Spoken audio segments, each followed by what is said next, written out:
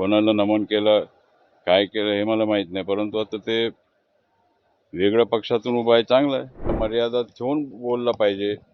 हे थोडंफार ते काय मी शिकू शकलो नाही, हे माझ्यामध्ये काहीतरी चूक आहे. आपला स्वतःच्या वडिलाला सोडून नवीन वडिलाला शोधलेलं आहे, चांगलं आहे. बघू काय करतात ते. कोण घर फोडला काय नाही फोडलं, मी तर सांगतच होतो साहेबांनी अशा प्रकारचं करू नये. ठीक आहे, ते झालं, आता घडला. आता घोडा मैदान समोर आहे, बघू. चांगलं आहे.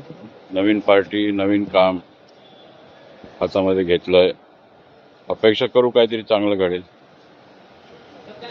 माझ्या कार्यकर्त्यांना हात लावला तर कापून काढेल, ही धमकी त्यांनी कुणाला दिली असावी असं आपल्याला वाटतं? मी ऐकलं नाही ते.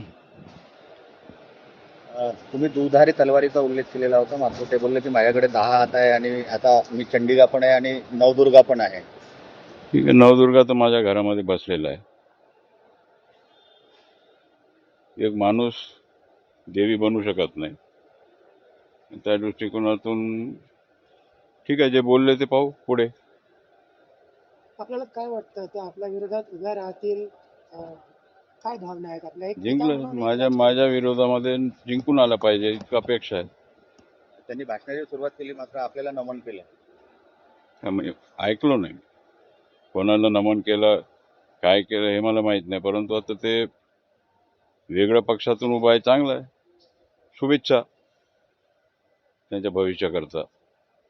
वेगळ्या पक्षात गेल्यानंतर त्यांची जी भाषा आहे ती कुठेतरी अशी धमकीवजा भाषा वाटत होती एकंदर. म्हणजे तुम्ही कसं बघता, वडील म्हणून तुम्ही एवढं असं आहे, त्यांच्यावर पूर्ण आशीर्वाद आहे. त्यांच्या मागे काय आहे काय नाही हे मी काय सांगू शकत नाहीत. त्यांच्या भाषा ते सुधारला पाहिजे. नवीन आहेत राजकारणामध्ये, काहीतरी इतकं वर्ष सोबत राहून शिकलं पाहिजे. ठीक आहे, जे आता त्यांनी बोलला आवेशातून बोलला, कोणीतरी चढवलं की काय झाला ते वेगळं गोष्ट आहे, बघू. अगोदर पूर्ण विधानसभा लोकसभा पिंजून लावलं आणि नंतर मग मला गाजर दाखवलं. नाही, लोकसभा त्यांनी फिरलं नाही. लोकसभा मीच फिरलो, विधानसभा मीच फिरलो, सगळं कामं मीच आणलो आणि सगळं काम मीच केलेलं आहे. ते लोकांचा निर्णय देतील 2 महिन्यात जे काय होईल. एक जनरल प्रश्न विचारतो सगळ्याच राजकीय नेत्यांच्या संदर्भात. कुठेतरी असं वाटतं का की महत्वाकांक्षामुळे जी नवीन पिढी आहे ती काही गोष्टी विसरत आहे? काय एक जनरल काय वाटतं? चांगलं आहे, ते नवीन पिढी फार त्यांचं स्फूर्ती असते, काहीतरी करायचं असते. परंतु आपण बोलत असताना सगळ्यांच्या मर्यादा ठेवून बोललं पाहिजे. हे थोडंफार ते काय मी शिकू शकलो नाही, हे माझ्यामध्ये काहीतरी चूक आहे. आणि जे मी मागे बोललो होतो, आमच्याकडे काही पद्धत असते, वरिष्ठांनी बोलल्यानंतर सगळ्यांनी थांबलं पाहिजे असं प्रकारचं असते. परंतु ठीक आहे, आता नवीन लोक त्यांच्यासोबत जुळले आहेत आणि नवीन पक्षामध्ये ते गेलेले आहेत आणि आपण अपेक्षा करू काहीतरी चांगलं होईल. बाबा, तुम्ही त्या दिवशी बोलताना अहिरीच्या सभेमध्ये बोलले होते की माझी मुलगी जी आहे तीच माझ्यासोबत वैर करत आहे.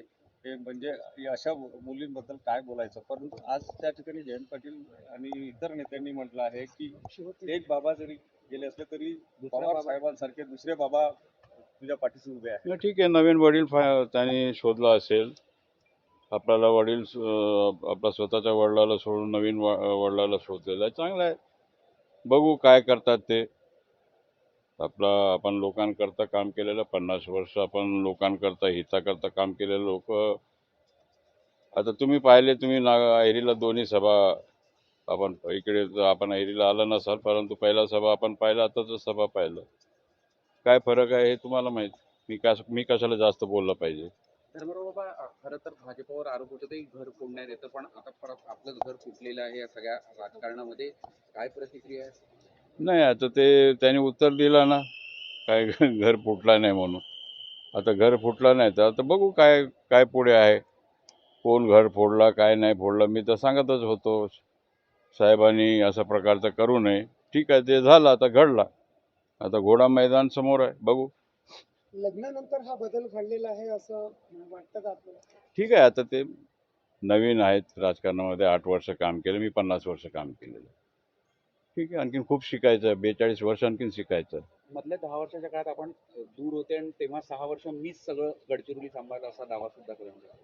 ते ठीक आहे, मी कुठे दूर होतो? हवेमध्ये होतो का? भारतामध्येच होतो मी. जिल्ह्यामध्येच होतो. कुठे होतो मी? धन्यवाद. ओके.